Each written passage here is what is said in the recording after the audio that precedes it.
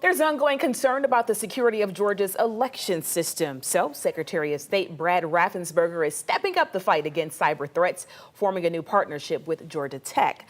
The goal is to find real-world solutions to stop those hackers and other potential online attacks.